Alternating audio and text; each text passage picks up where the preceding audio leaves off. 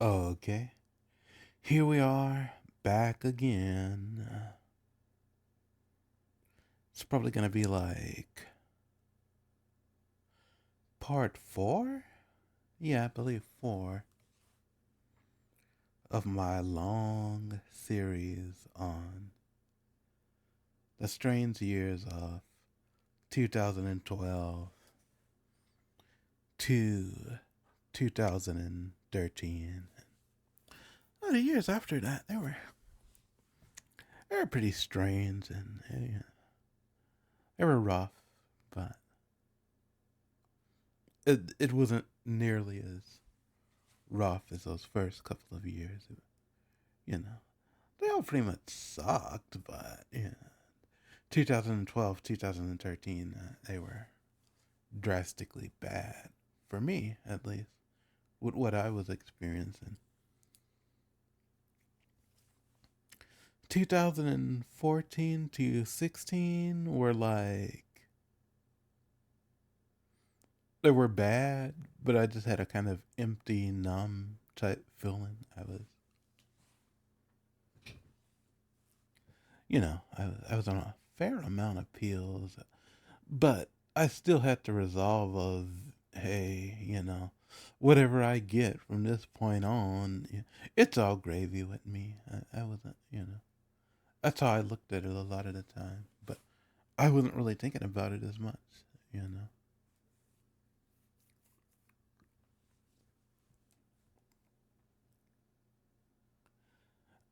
I guess I was gonna talk more about that ex of mine, and I'm trying to get you an idea of from my perspective what the feeling was with her and the things she was going through. And I knew her for about maybe since 2007, 2006, something like that.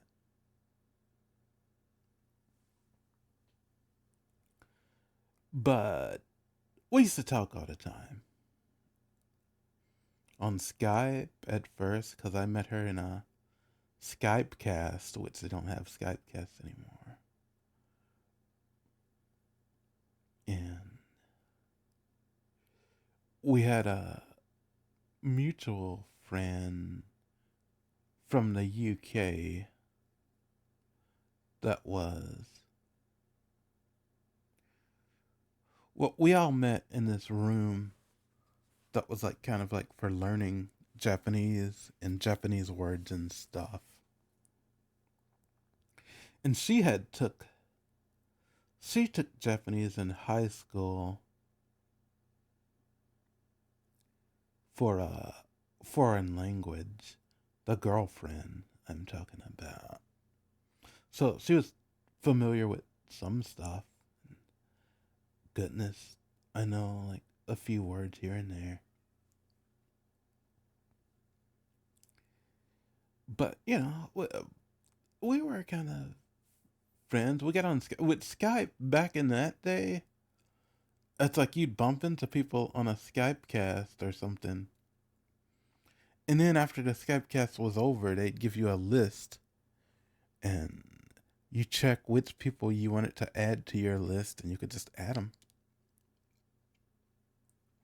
And I added a lot of people that way, and I got up to like about 500 or 600 people on my list. And I just call random people and start like a group call. I did that for years.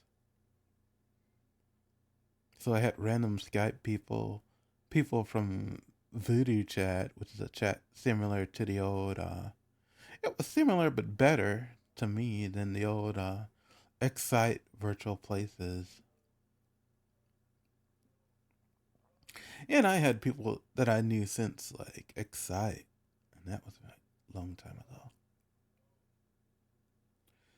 But the deal with the girlfriend lady is she was having a rough time. I was having a rough time, but it wasn't like it wasn't as drastic as her time.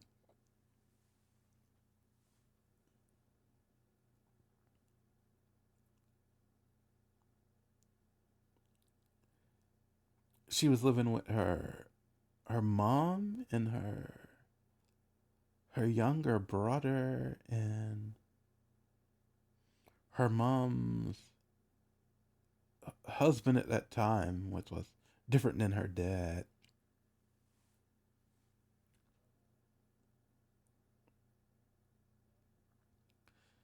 The situation in her life, as I could see it, was I don't know. People always kind of gave her a hard time in her family.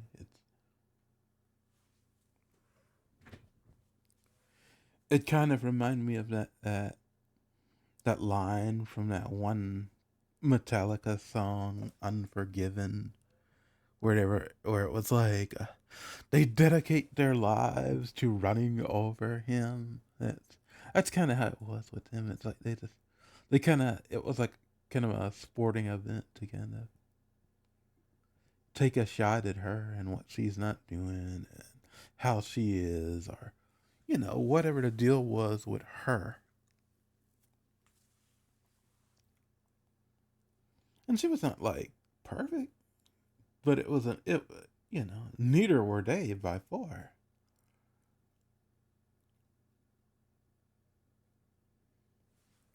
I mean, to me, it seemed like she had like a bad self-esteem, and she didn't have a lot of hope. That's for sure. But we talked about all kinds of stuff. We talked about family shit and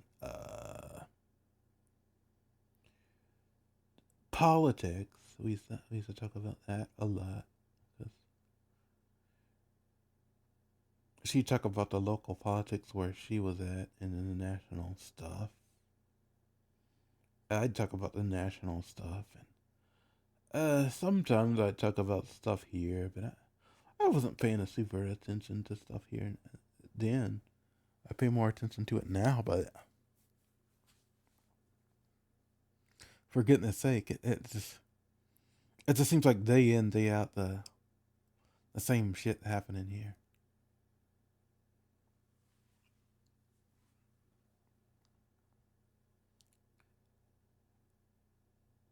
But she was kind of a glum person at the time. She had a she had a good sense of humor to me. She would draw a lot. She was like a cartoonist, and she took a course for that and graduated that eventually. It was like this program where you send in art, and then they grade it, and then eventually you go to the next thing, and if you pass the course, they give you a little certificate or something.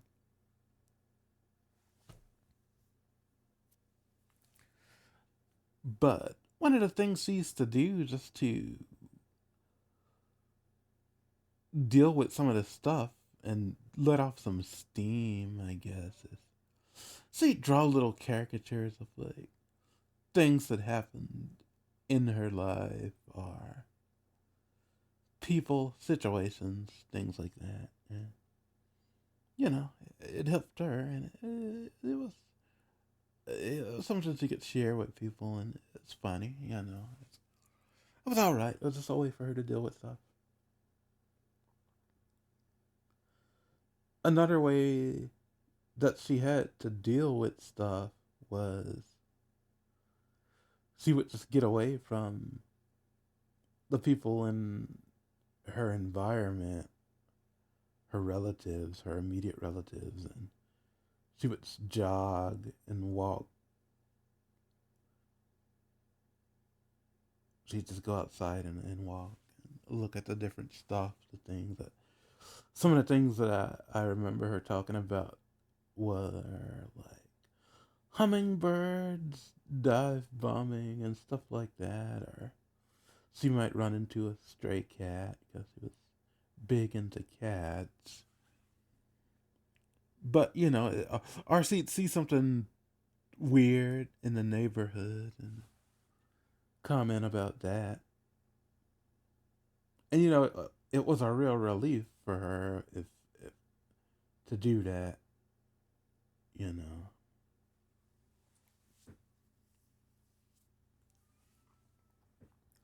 We were both into like Japanese RPGs from like the 90s and early 2000s, like Final Fantasy, Chrono Trigger, and stuff like that. And I played video games for a long time until my vision got so crappy that I couldn't really. I guess I could just. There's some things that maybe I could play, but I just I don't know. There's a point where I was just like, I'm gonna hang it up because it's.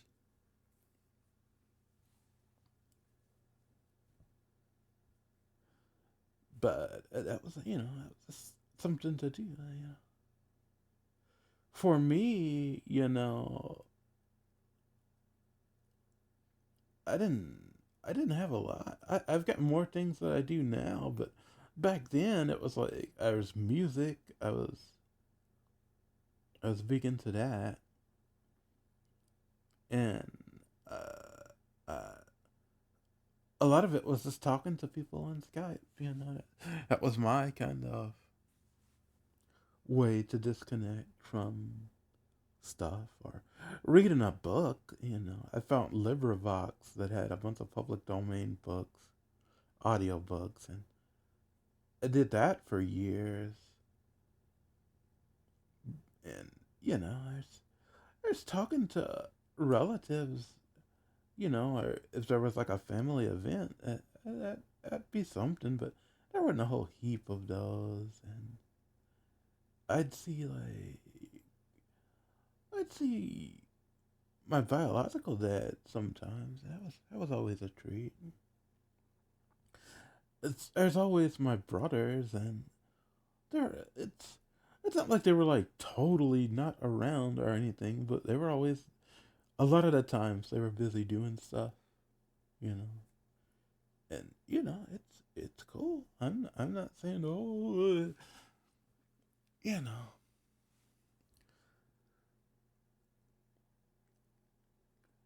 Back then it was I don't know. It was a different situation for me with them, you know. It's just the way I see it. But I was in a different situation.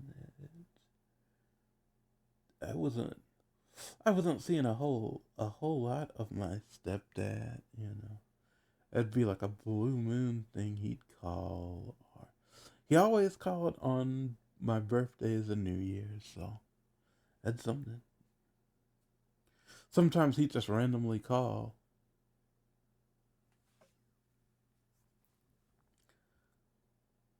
Way back, we used to see movies like on the weekends sometimes. Jeez, I think the last movie I saw with him was like the first Blade movie. But that was what it was.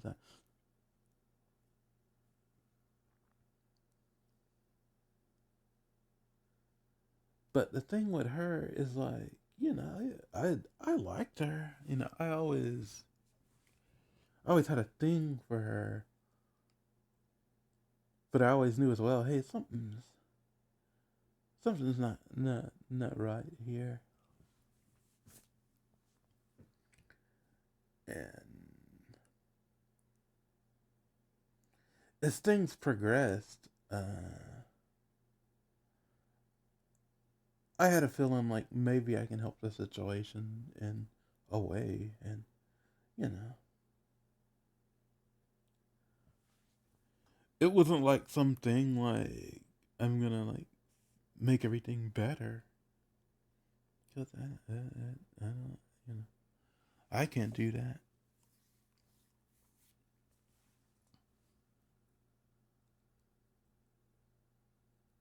But I had the feeling that you know,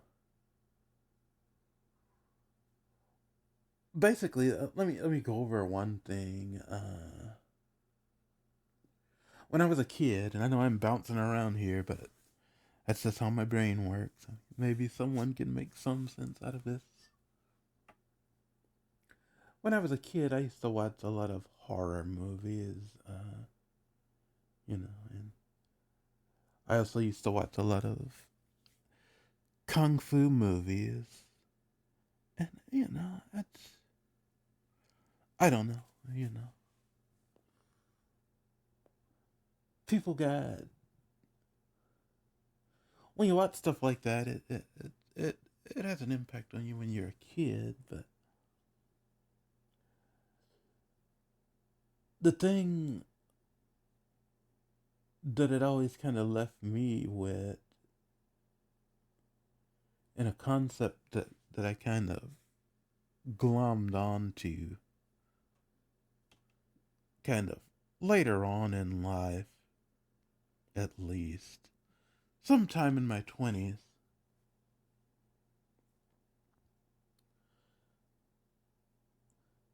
was just the idea of kung fu.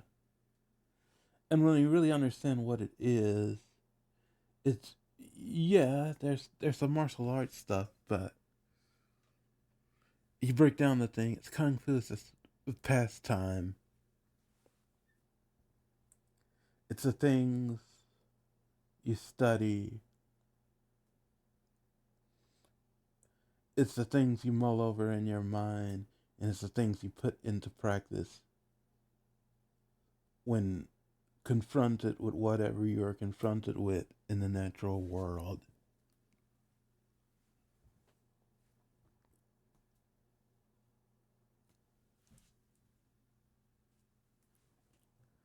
You know. And I say, the thing that I say, which I stole from a generic anime, is life is study. It's been that way for me since, I can, since I started paying attention. I'll put it that way.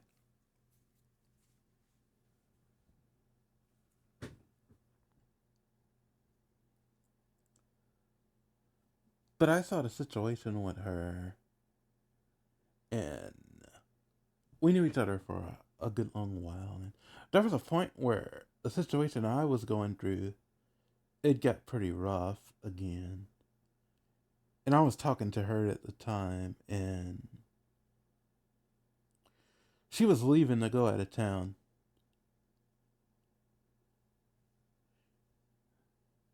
And she left, went out of town,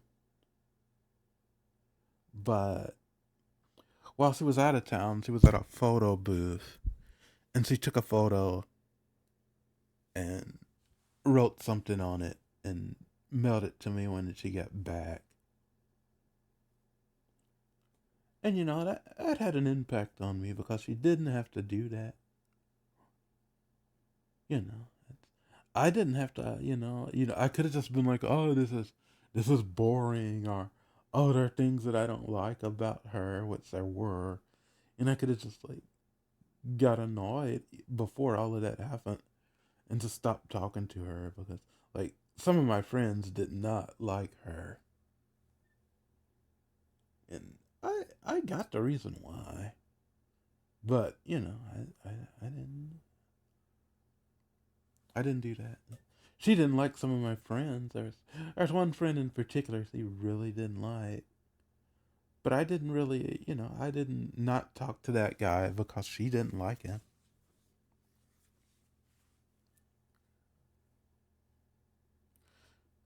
I think she asked me to hang up on him once when we were in a Skype, and I didn't do that. I was just like, no, that's the way I remember it.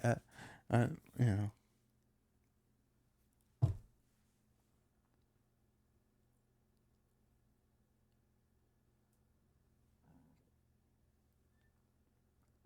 But where I'm going with this is,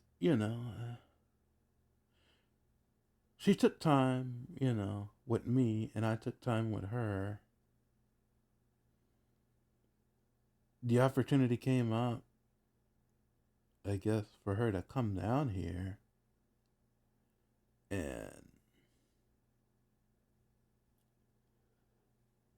I was gonna. I didn't know how that was gonna go. It could have went a whole lot of ways. But I knew what I was. I knew some things that I was gonna do, and some things that I was gonna try to avoid doing, depending on the situation. And I, you know, there were good times and bad times.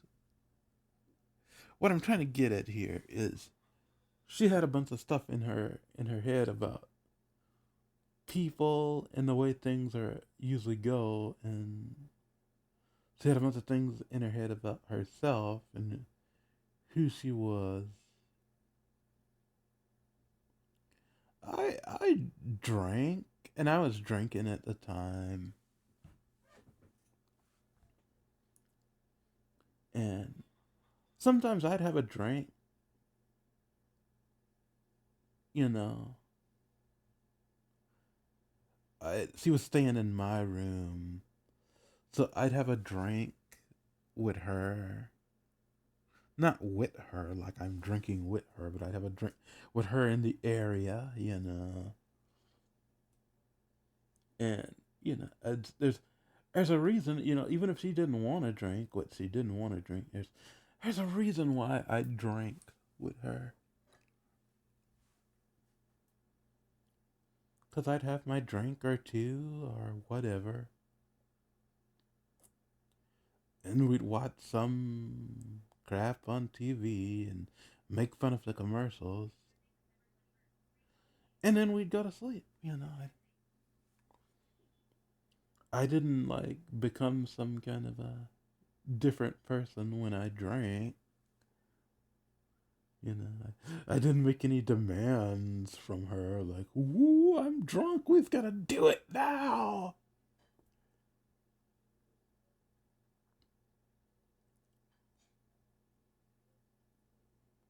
You know, it wasn't a deal like that.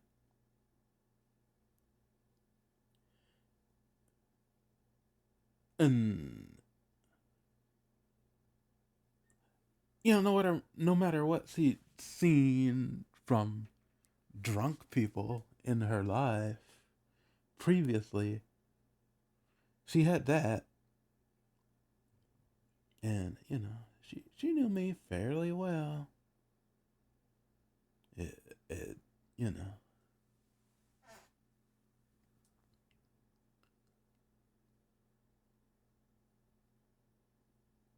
that's my thing. I would try to. I'd do stuff and I'd talk to her about stuff, but it's like I wasn't trying to really. I wasn't trying to sell her like on some shit in a hard way. I just wanted her to come to her own conclusions about that shit.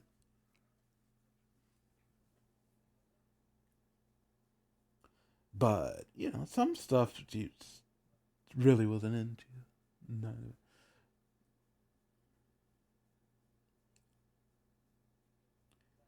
she was a kind of what I say. She was kind of atheistic type person. Not very impressed with the. Not very impressed with the kind of religious people in her life. Her aunt is kind of ultra religious kind of Western Christianity type thing. And her mom wasn't really like that. And you know, her grandma, I don't know what to make out of her, but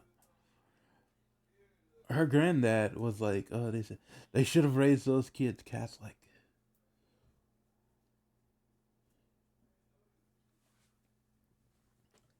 But it was a thing with her. She wasn't one of those people always going on about, oh, the religious people are so stupid and, you know, wearing a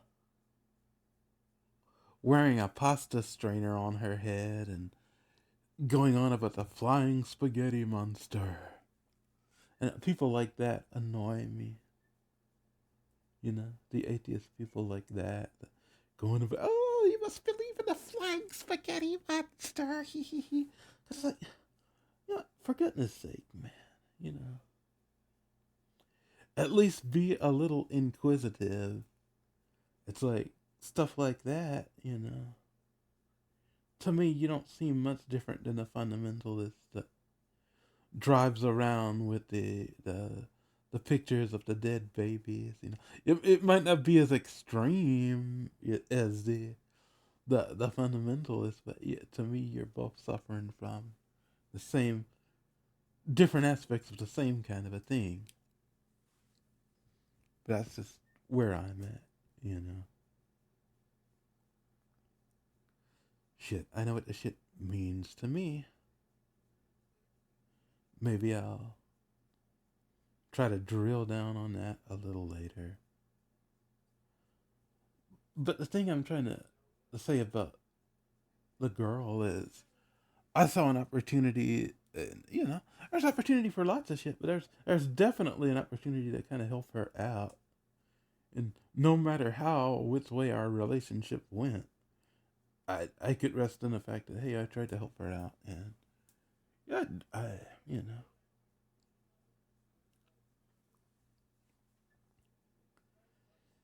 she was gonna do what she was gonna do, and I'm left with that reality, from dealing with many people in my life. It's like, you're gonna do what you're gonna do.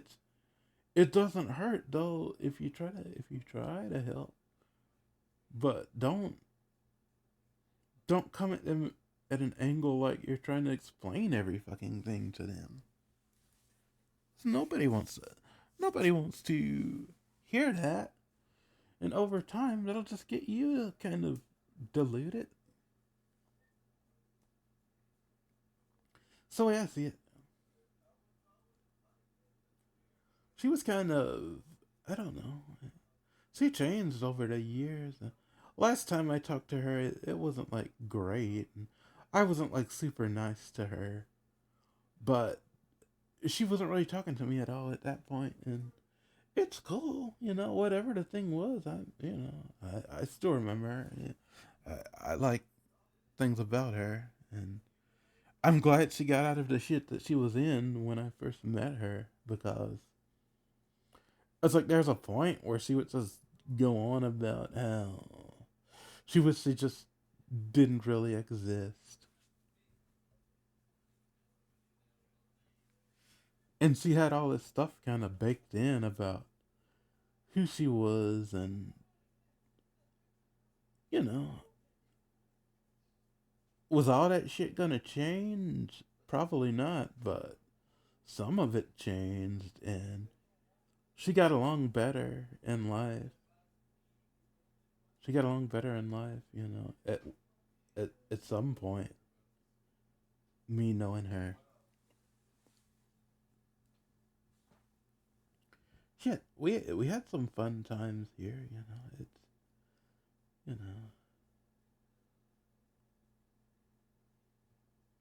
it wasn't everything I wanted it to be, but at a point I knew, what do you want?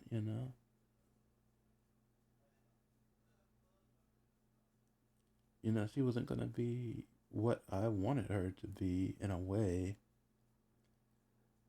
I wasn't gonna try to like make her that.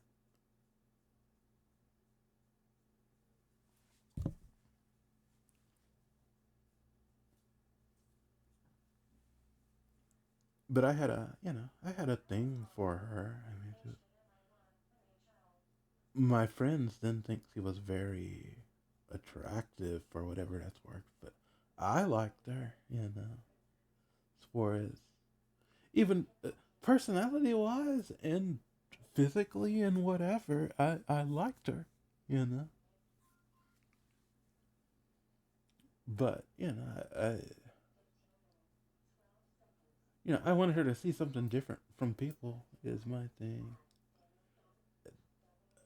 I tried what I knew at the time, and I think it helped to an extent.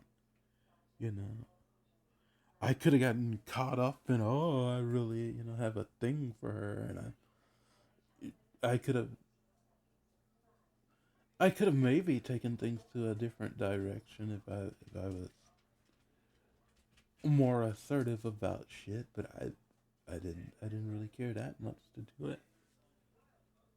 I mean, it was what it was. But you know, I guess that's about. Oh, one more thing that I think I left out. I talked about her and her grandmother and how she didn't like Sylvia Brown and all of that. When she was a kid, her parents, her grandmother died, and she died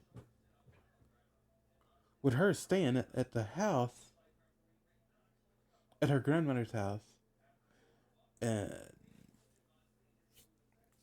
I guess her parents were like busy or something, or they they were doing something, both of them, and they ended up leaving her there as a kid with her grandmother's dead body in a chair for like a couple of hours, like 5, 6 hours, something like that. So that's, I don't know. I just thought that was a weird fucking thing. But they were really weird, man. It's like her dad would drink a lot, and he did coke after work. People in the neighborhood, I guess it was either her mom's sister or people in the neighborhood or something. They used to call him the snowman because people knew he had a coke problem. But that had to be like the 80s, late 90s.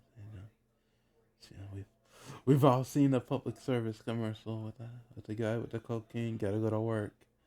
Gotta get more cocaine. But I don't know. They were not. From me, the outside looking in, it didn't look like they were great parents. that's that's my 2 cents. She did not wanna move back in with him. That's for damn sure.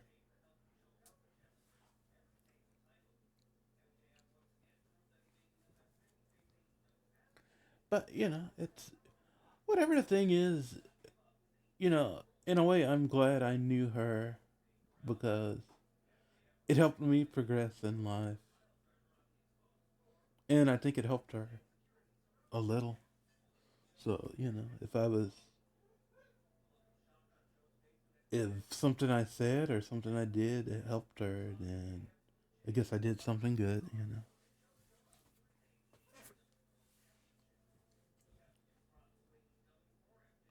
Uh,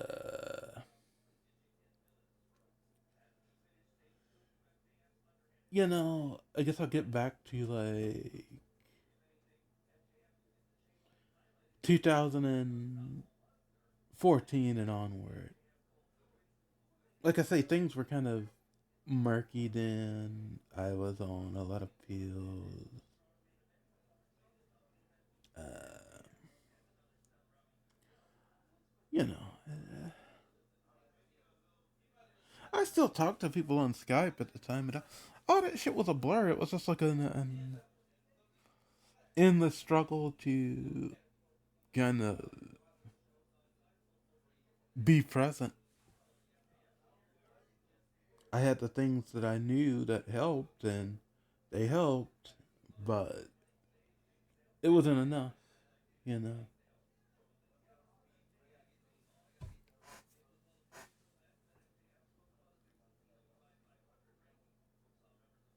I don't really, it's whatever. It wasn't any, like it's anyone's fault or anything really. Just bunch of shit.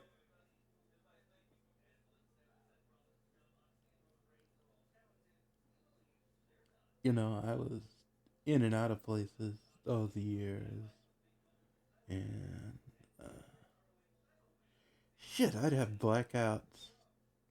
And I remember one time I had a blackout, and everything just melted away. And then when it melted back, I was in a psych ward, and I was just, it was scary, but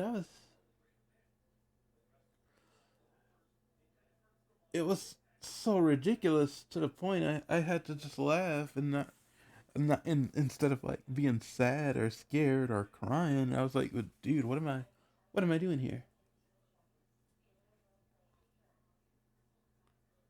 And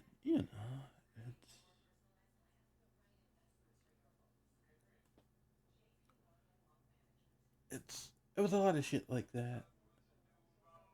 Do I feel like at the time it was like something I could nail down? Heck no.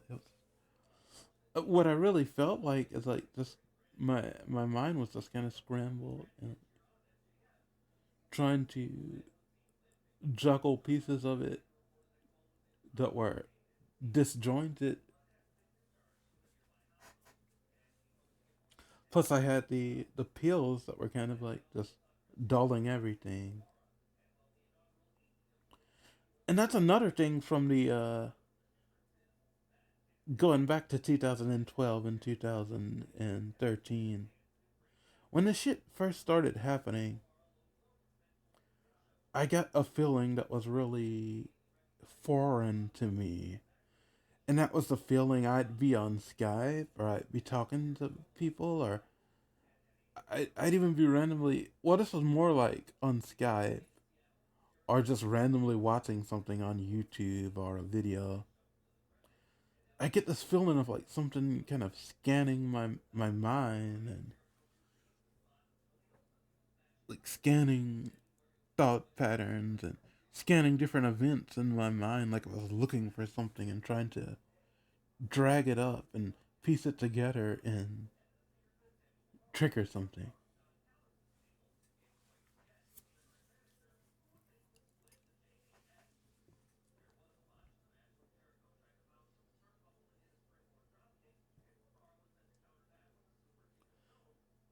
When this thing really got bad, like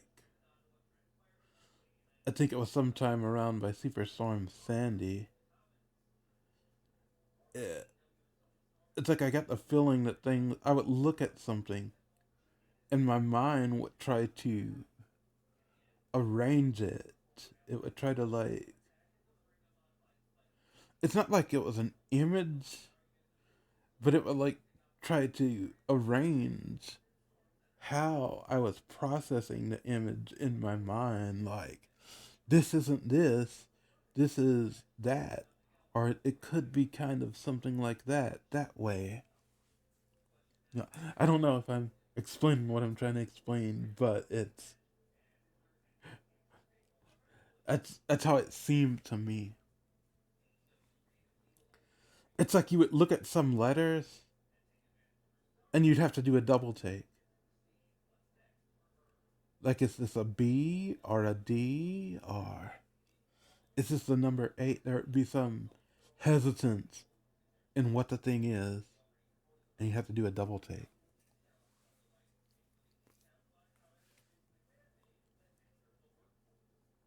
Things like that kind of get worse over time.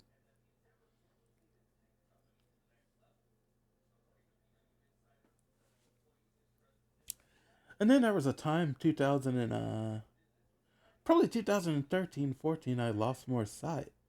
So I had that too. But 2014, it's it's kind of blurry, more murky.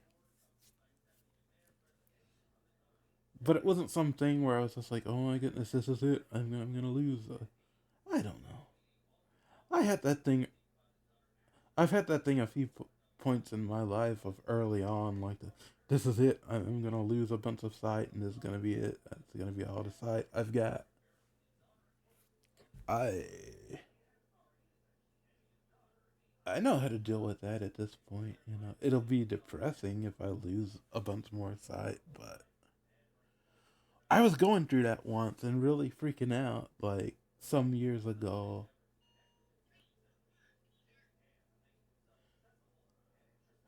and my one older brother David, I was talking to him, and I was really in a poor mental state about my eye and losing sight.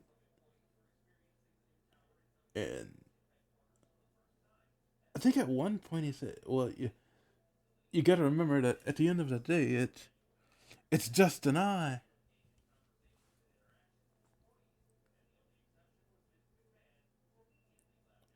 You know, I don't know if I got that or if I didn't get that at the time, but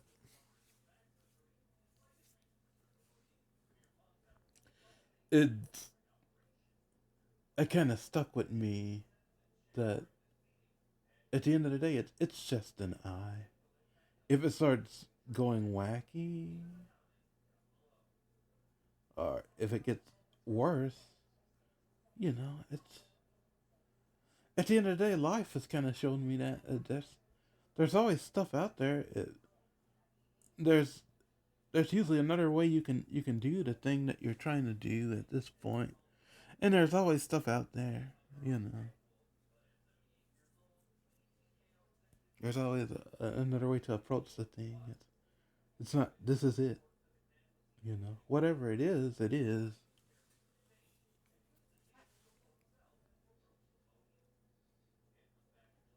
But it's.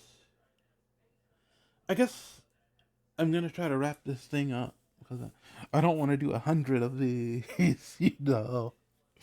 But uh, uh, I want to try to drill down on the thing as much as I can.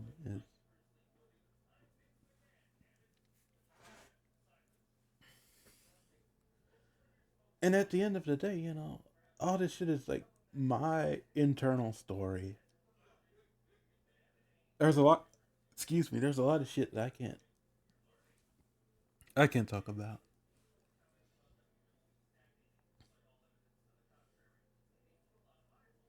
There's some shit that I don't really feel super comfortable talking about. But I've put a lot out here at this point. Uh, you know,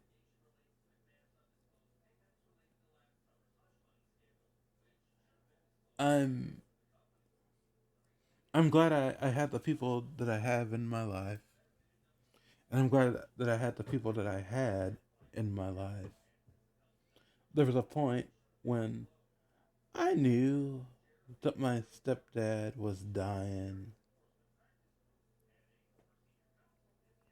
When he came to like 2000 and had to be 2014, 2015. I left living with my brothers, and we all agreed that that's probably the best thing. And I moved into this assisted living thing, and it's yeah, there there were okay things about that, and then there were not so okay things about that. But I hadn't talked to my stepdad, in a while at that point, and he called me, and I talked to him on and off for a while. He tried to get his sister to call me a couple of times down there, and she did, but it's I don't know.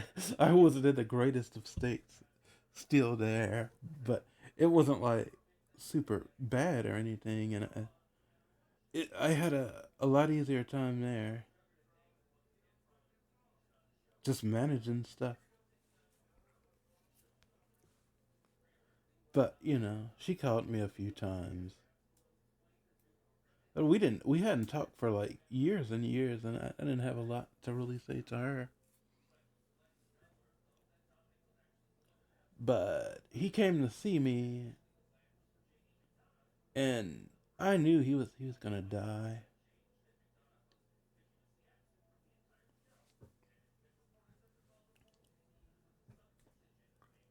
And he asked me to pray for him, and you know, uh, I mean, I've been over the whole thing with my situation with the way things were going for me with 2012 and 2013. So but I did it. I when he asked me to do it, I did it. I didn't have any big reservations about doing that because this is my stepdad and he's dying, and I've ate dinner with him. I've slept in the same bed with him. Shit, I used to. Some of my earliest memories in life are with him. So whatever I may think about the thing, it. I don't mind doing that for people if they're dying and they want me to do it for them, and they ask me. Cause at the end of the day, it's like, at the end of the day, I know how I feel about the thing, and that's a complicated affair.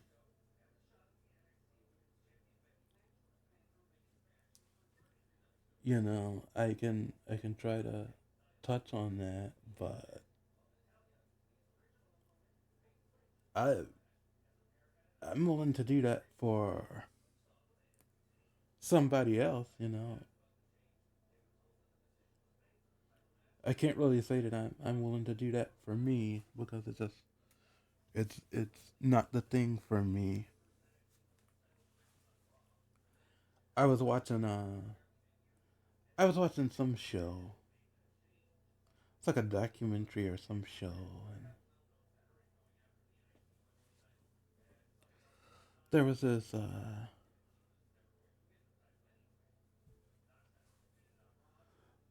old guy who was oh, I think my microphone went wacky. Might be my headset. Let me readjust it. There was this old guy who was a Native American guy in his like 60s, 70s, or something like that, and he was talking about going to school and growing up and doing a pledge of allegiance, and I think he was from South Dakota or something like that.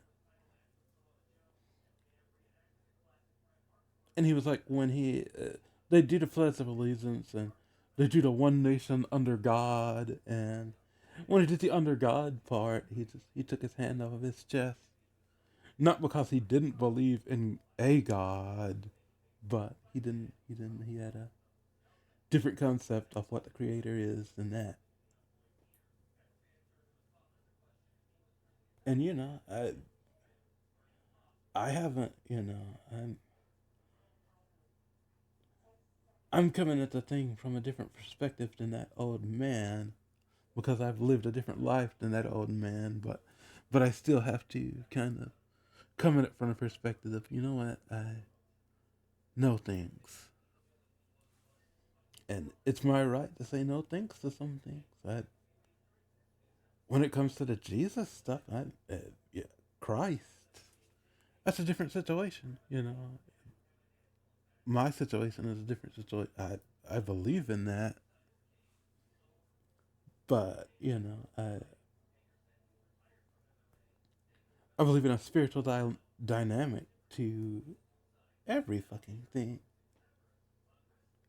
That's I don't I don't know. I'm kind of agnostic about a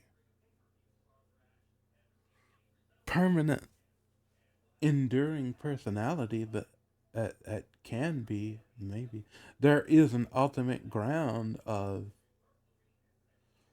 there's a kind of ultimate ground.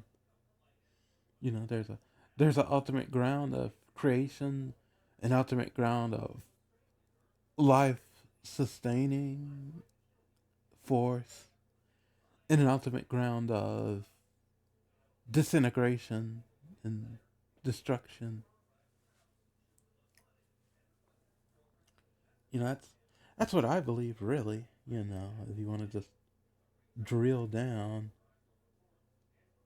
it's sorry if people get offended by that, but good grief, man, that's about as far as I can drill down. You have some theosophical people that talk about you have some theosophical people that talk about Christ consciousness or the cosmic Christ. You have some uh,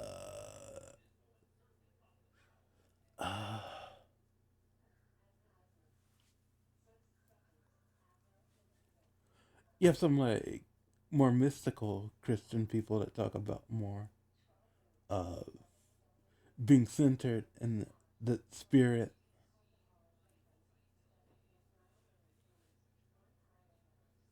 You have some people, New Agey people, that talk about cosmic consciousness. You have Hindus and stuff that talk about the Vishnu and being centered in like a Krishna consciousness. And Vishnu kind of is like the Krishna is kind of an incarnation of Vishnu. Is that life sustaining? To listen to specific songs anytime you like, just say try Amazon Music Unlimited. Oh, Amazon! That thing is always going off. If it's if it's not Amazon, it's the cat. Hold on, Alexa, stop. Shit, hope I don't lose my train of thought now. But you have that, with the Hindus and some Hindus will talk about liberation, or a Buddhist will talk about Buddha nature, or being being grounded in the ultimate ground of being in your essential nature.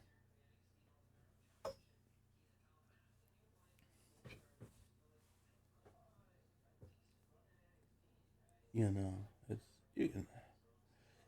you can do that and give a bunch of things names, and but essentially, we're kind of talking about the same stuff when you're talking about that. It's I don't know. I just don't use the me personally. I'm not too big on using the God term because it's got personal baggage with me. It's like it's what are you talking about here? Are you talking about God like a generator, operator, destroyer? Or are you talking about God like the governor of the dominion? What are you talking about here? You know.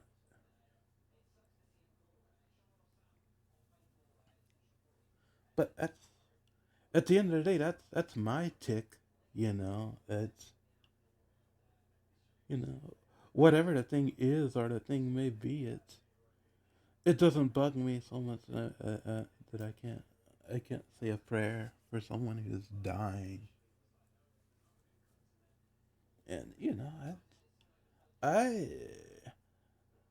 a few times after that, I talked to my dad, and he got kind of worse and worse.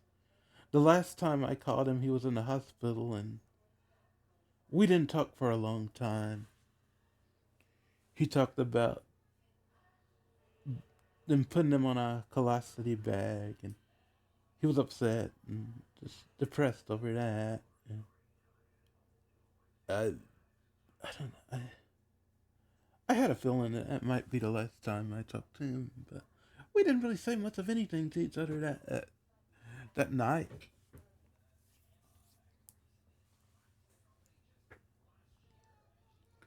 It's uh, uh, with with him, it's like there's a lot of stuff that he did not say, in my life, but it still came across,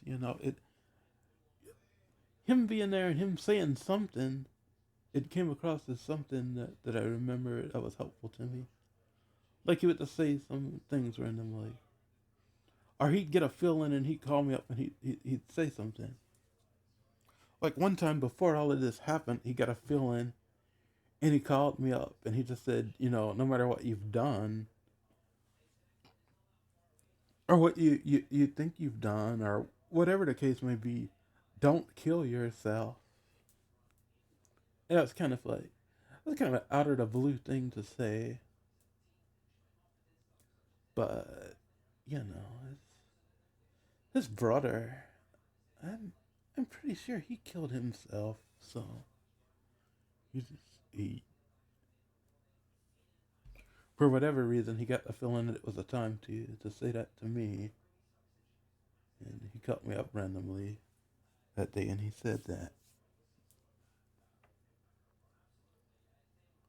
And it's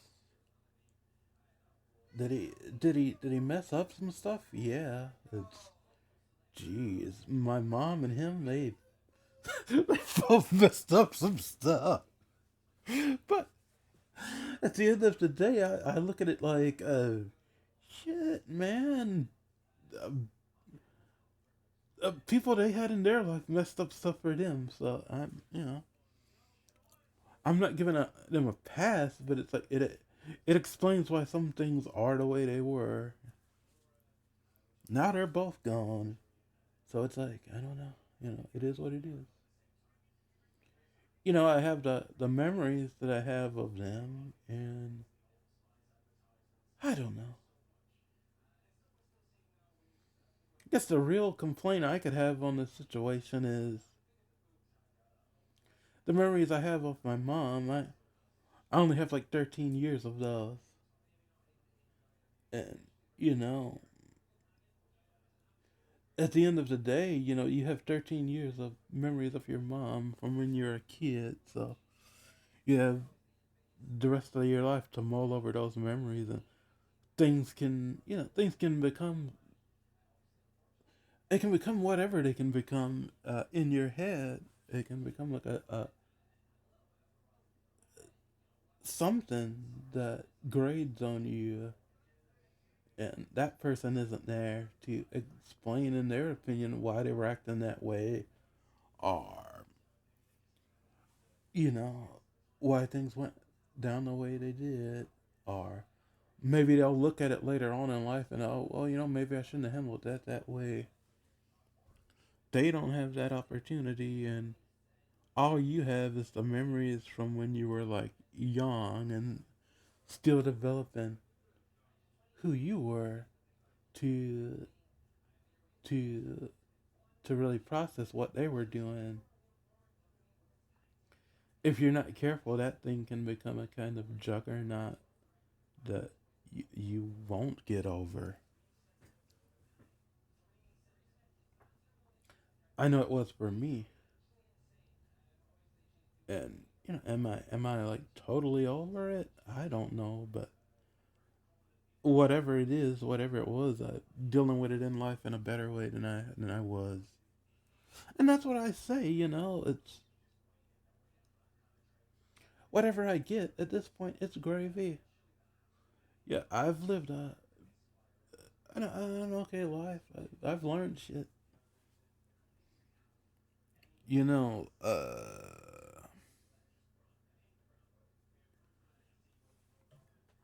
that things can always be better, but I'm happy I didn't die in my early 20s.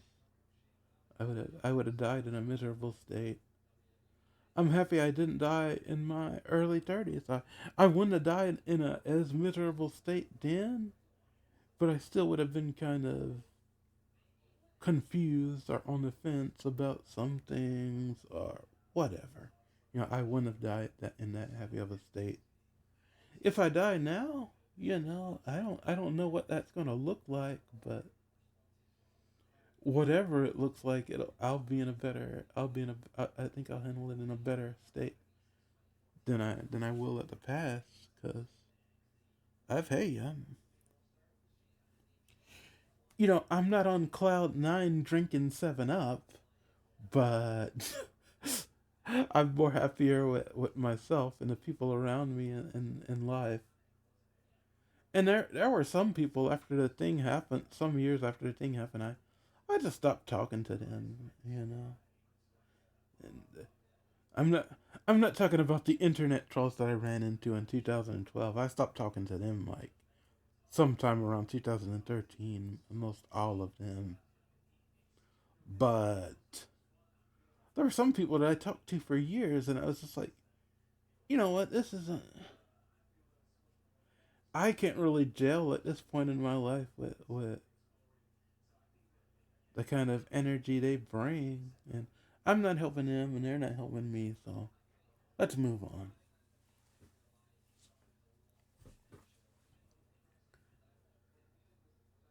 I guess I'll try to finish up this thing with this. Uh, yeah, I spend a lot of my time reading books and thinking and watching the news and just trying to study the behavior of the people that I can. I can't do a whole heap of that because I'm here all the time.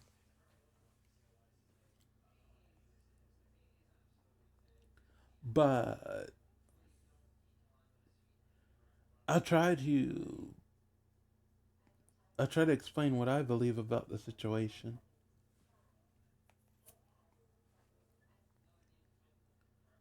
Uh, I can't prove any of this stuff, and I'm not saying this come along, you belong, and all of that. I'm just saying that this is where I'm at, and this is the way I see the situation. Uh, Gosh, I was watching a documentary on the KKK. The Klan. Growing up in Alabama, people have always talked about the Klan when I was a kid. Black people and just white people. They have an opinion on the thing. Yeah, I've come to have an opinion on the thing, and a whole overarching opinion on a lot of things. Another name for the Klan is the Invisible Army,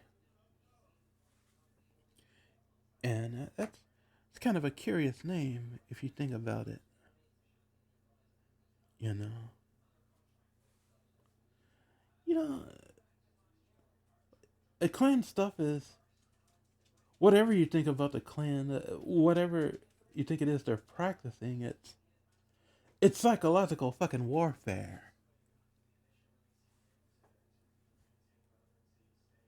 You know, on many levels. Signing people up for that shit, indoctrinating them, and giving them these roles, and coming up with titles like Exalted Cyclops and Grand Wizard. It becomes like a kind of Dungeons and Dragons game in your head. You've got to stop those goblins from invading your world. You know, and Yeah, it just seems like that kind of aspect of the thing to me. It becomes like this. Oh, there's all these levels, and you've leveled up, and now you're an exalted cyclops. It becomes like things can be like that. Like Freemasonry can be like that, but that doesn't mean like Freemasons aren't going around like killing people and burning crosses on people's lawn. If the Freemasons are doing something, it's much more covert than that. But is there a kind of overlay? Yeah, purely with the Klansmen, there's a kind of overlay on their mind. I can't tell you like when it starts or how it starts or whatever, but just the whole concept. You don't. What I'm trying to get at is you don't have to be like a Klansman to don the robes of the invisible army, whether that be literal robes or spiritual robes. Cause like Himmler and the SS and those people, they had different catchphrases and stuff, and but yeah, they had plenty of like the insignias, images of thunderbolts and the sun and belt buckles that say "Gott nicht un," like God is with us.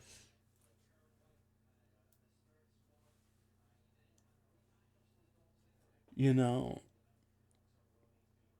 so it's like you don't have to be a member of the Klan to don those robes of the invisible army. I shit. With these kids, these like like 17, 16, 20 year old kids going on just murdering a bunch of people just randomly, just simply because they're black. They seem to be in the invisible army to me. It seems to be the fucking problem from my perspective. No, I'm gonna go into something, that from my perspective, and this is just my perspective. I'm 44 years old. I've got the right at this point to believe whatever wacky shit I want to believe. But you remember I think it was in the early 2000s, maybe late 90s. George Lucas came out with those three prequels to like Star Wars, and one of them was called The Phantom Menace. And like straight up, dude, I like that phrase because that gets that gets to me that gets at the heart of what I'm trying to explain and what it is. To me, there does seem to be some kind of fucking phantom menace, like gripping the collective consciousness and trying to claw and grip at the consciousness of each individual that comes into contact with it in whatever means they come into contact with it in. And it's like, all I can tell you is just be vigilant. Try to meet the people that you come into in your life as human beings, even if you fucking disagree with them. Cause to me, there is a phantom menace out there, and it feeds off of this kind of dark ecstasy that it gets when you're hurting another person or even hurting yourself to a degree. And it's like that's what I believe is happening in a macrocosm, and on a in a way it's happening in a microcosm too, because it's like you get these characters who are like personality cults, and they feed off of that dark ecstasy of people brutalizing each other. Over them. It's like it come together right now over me. It's like do it for me, and I'll be there. I'll be there with you. I'll be there with you when you march on the Capitol, and uh, uh it's that's what the situation seems to be with me. To me,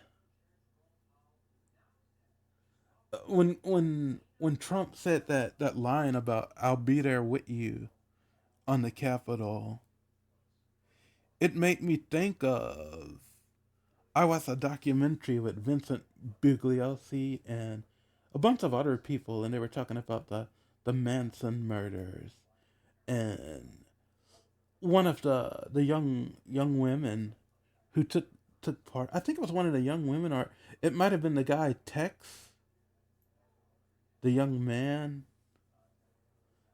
He was talking about their last conversation before they went and killed the rich people.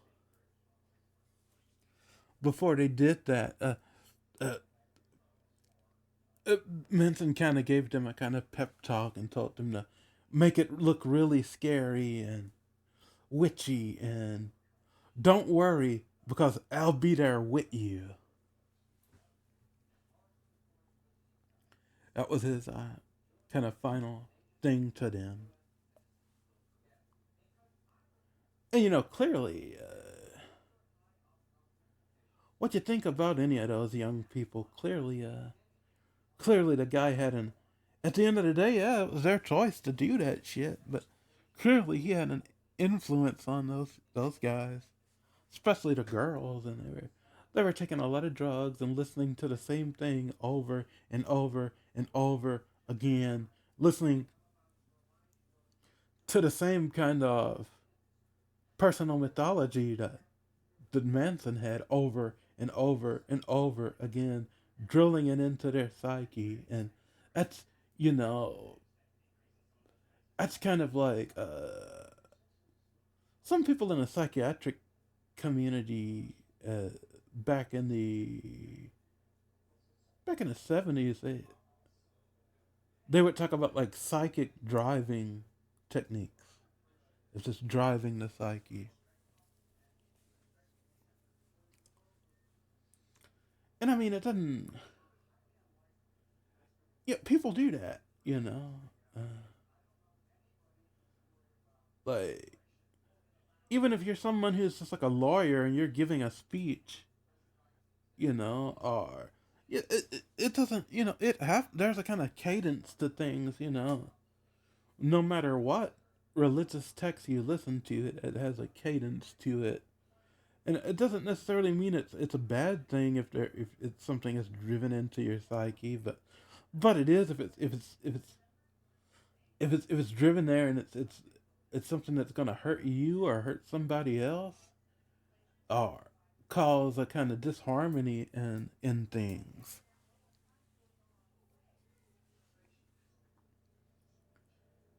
And that's what I'm trying to say. It's like it's there.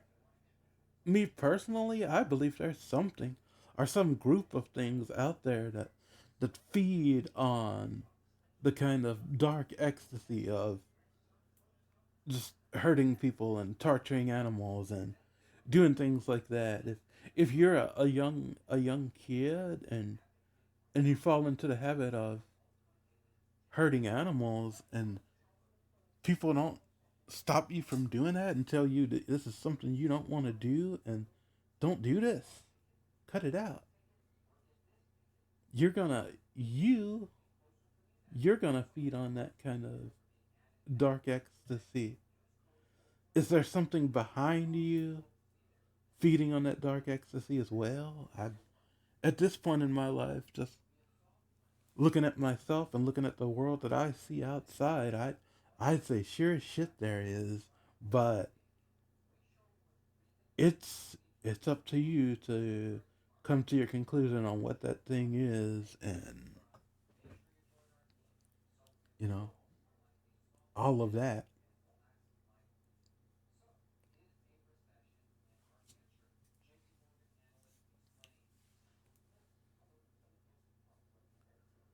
For me personally, it's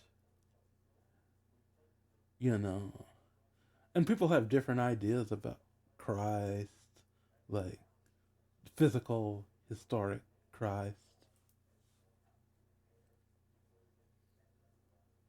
You know, people have ideas about just different people have different ideas about the historical Buddha. People have ideas about like Gilgamesh, and I'll say, oh no, that wasn't a real person, but from my perspective, yeah, Gilgamesh probably was a real person.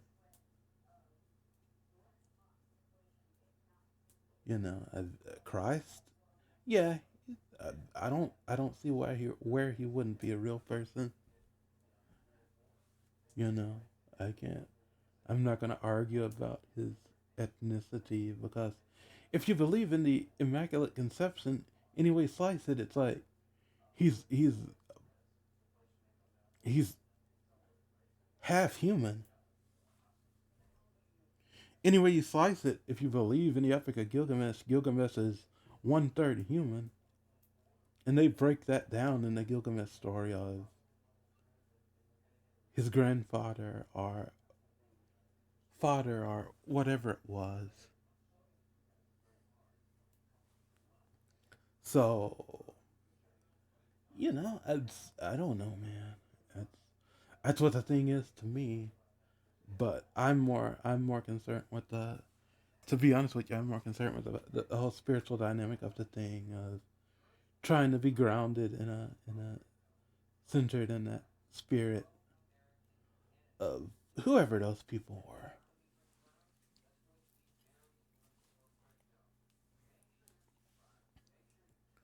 Is there somebody who's gonna come back? Yeah, maybe, possibly, perhaps.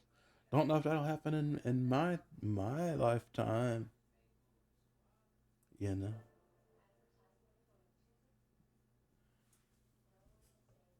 but shit. That's all I would say is don't don't join the invisible army. And be vigilant about that shit, and don't fall victim to the phantom menace, whatever the fuck it is, because it is a phantom. It is a reality in my eyes. On this world, the way that the shit is going, it seems like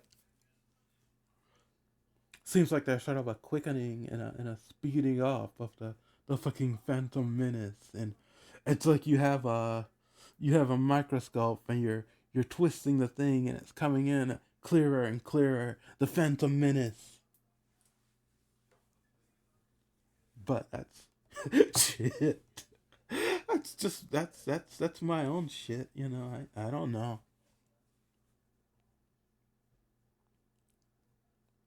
Uh, for the people who've been with me, my friends and my family, and people who supported me and helped me throughout all the years, thanks. Thanks for like not totally giving up on me, and thanks for hanging in there, and I appreciate it. I appreciate it all, and yeah, it was a weird experience in the beginning. It was a weird experience in the middle. It was a kind of weird experience in the end. There was a point when I moved back home.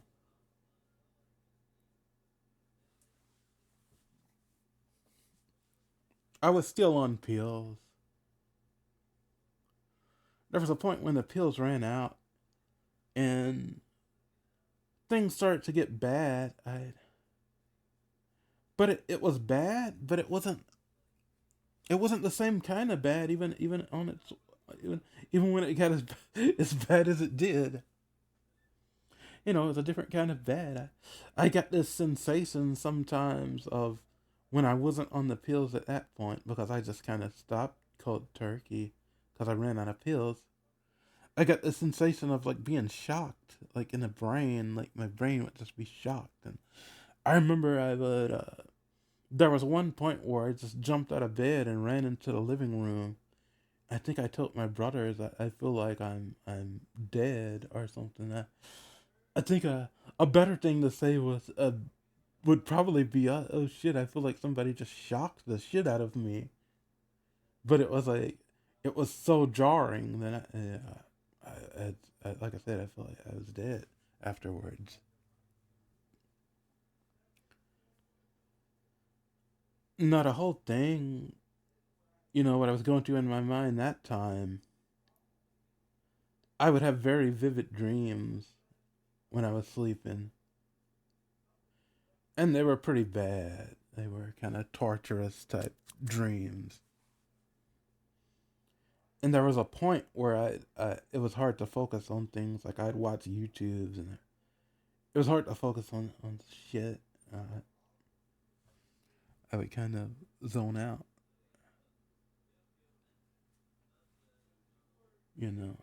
I may have had blackouts at that point, but it wasn't like the blackouts. If they were kind of short.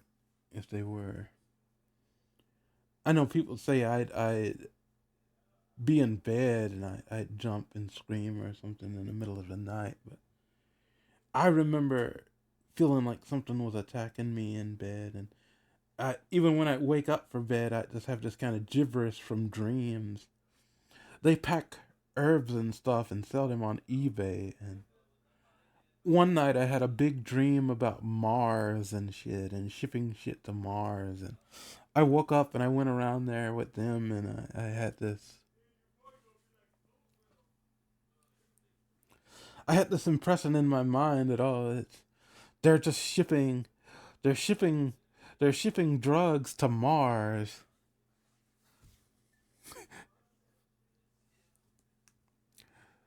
They're shipping drugs to Mars for David Bowie, who was dead at that time, to sell because he's the Pope of Mars. And that was all just kind of a dreamy, soupy shit. You know, it's the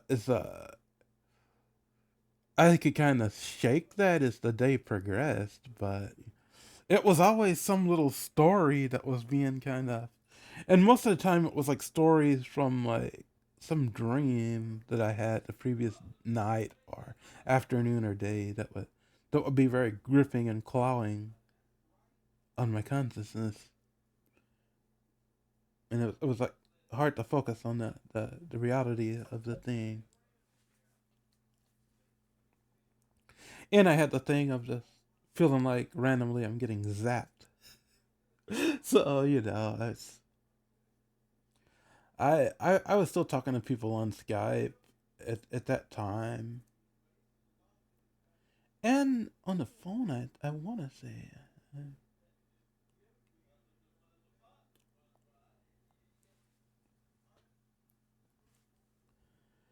uh, I was.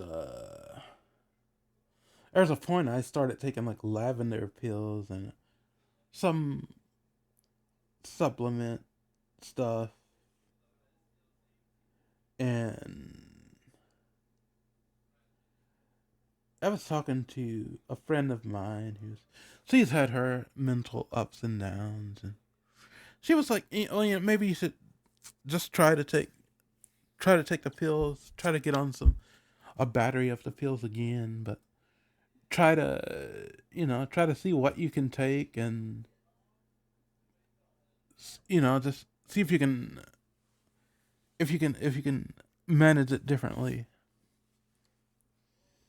My thing with the pills is it's like when you're on the pills, you can feel kind of totally dead, especially depending on how many pills you're taking.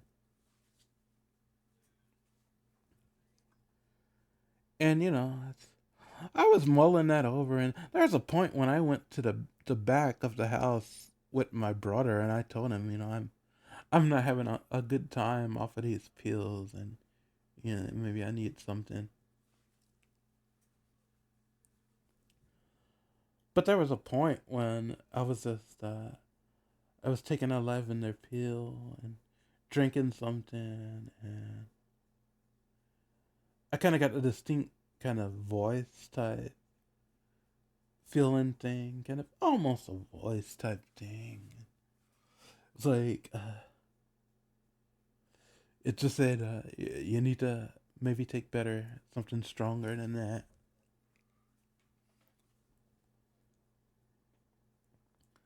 And, I was in agreement with the thing. I wasn't comfortable at that point. And I was getting a bunch of weird dreams at that time, like repetitive weird dreams. A lot of them were just kind of torture poid weird dreams where you're strapped to a chair and they're electrocuting your private parts, or people are chopping you up, and I'd get like anxiety kind of attacks. Like a lot of the anxiety was like anxiety about, oh no, is this it? Am I gonna end up like falling into a blackout or losing control? And I don't want to lose control.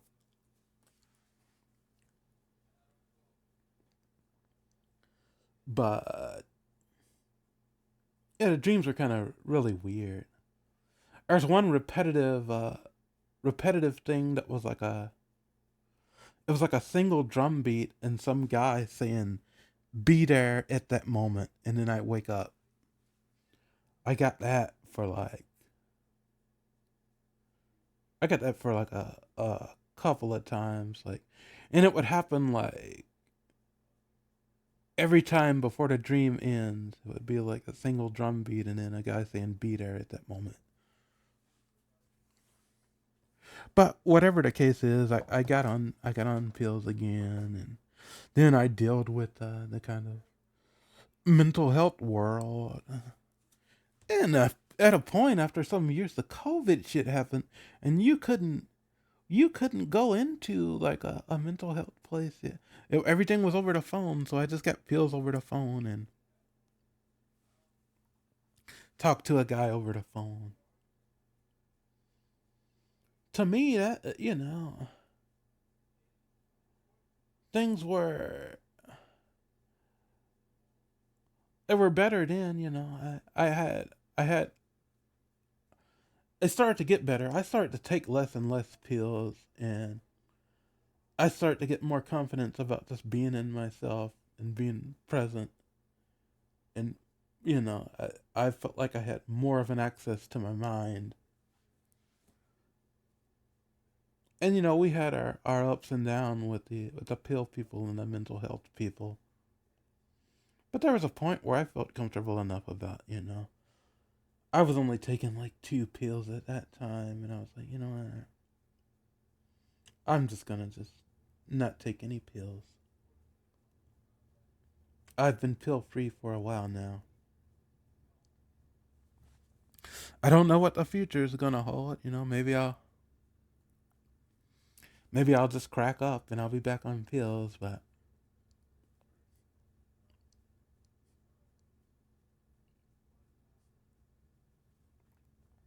I figured while I'm as coherent as I can be at this point,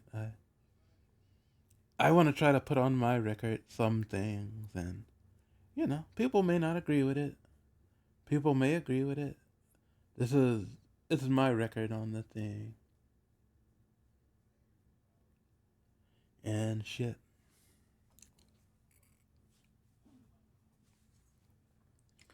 If you're going through something similar, hold on tight. That's all I can tell you, and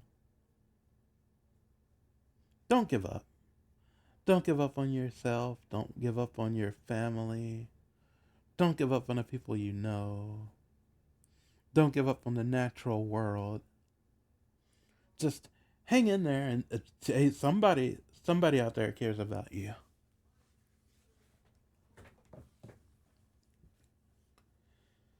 Beyond that, this has been the final installment, as far as I know, of the strange years of 2012 and 2013 and beyond. Happy trails, and if you listen to this, thanks. If you don't listen, if you listen to like a quarter of this, thanks. You know it. You know. Hopefully, I don't make things worse for anyone, but I don't see where I could at this point. Happy trails.